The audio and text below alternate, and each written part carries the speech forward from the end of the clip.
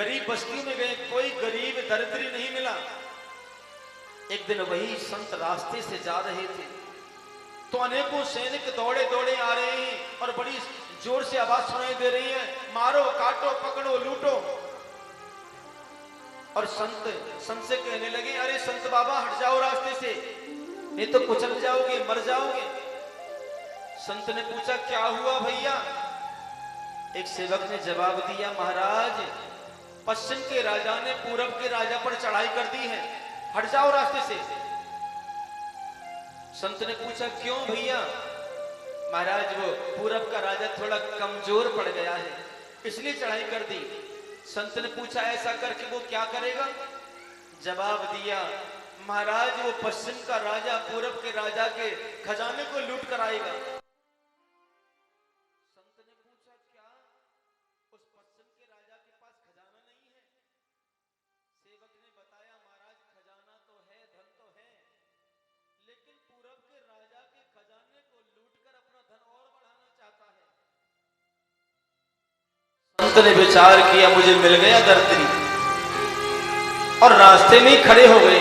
चलते चलते वो राजा आया। राजा ने कहा, महाराज अरे रास्ते से हटो ना, अरे आप नीचे आ जाओगे, मर जाओगे, हट जाओ। संत ने कहा, राजन हट तो जाएंगे, लेकिन पहले आप अपना हाथ आगे को करो। राजा ने सोचा कोई संत अच्छी चीज प्रदान करेंगे। जैसे ही राजा ने हाथ आगे को किया और उस संत ने वही कौड़ी निकाली कमंडल से, हाथ में रखकर कहा, राजन मैंने दुनिया में दरिद्री तो बहुत देखे, लेकिन तुमसे बड़ा दरिद्री कोई नहीं देखा। दरिद्री कौन है?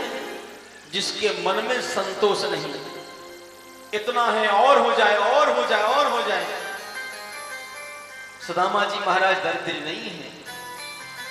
ये बात सत्य है कि बेचारे के जीवन में गरीबी है, सुबह मिल जाता है खाने को, शाम को नहीं मिलता, कई दिन हो जाते भूखे। और उनका मकान कैसा है? जैसी बारिश घर के बाहर होती है वैसी बारिश घर के अंदर होती है, टूटी हुई झोपड़ी। कीर्तन करते हैं, भगवान का सत्संग करते हैं, जो मिल जाता है उसी से गुजारा करते हैं, नहीं मिलता तो कोई बात नहीं, मस्त रहते हैं। छोटे छोटे बच्चे भी हो गए।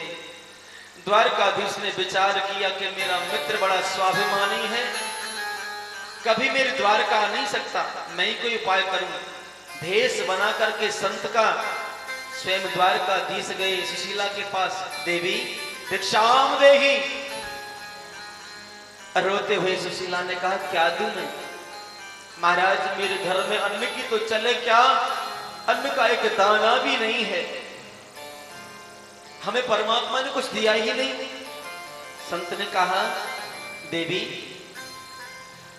अरे आप लोग इतने गरीब क्यों? तुम्हें पता है तुम्हारे पति के मित्र हैं वो द्वारकाधीश, अपने पति को द्वारका क्यों नहीं भेजती?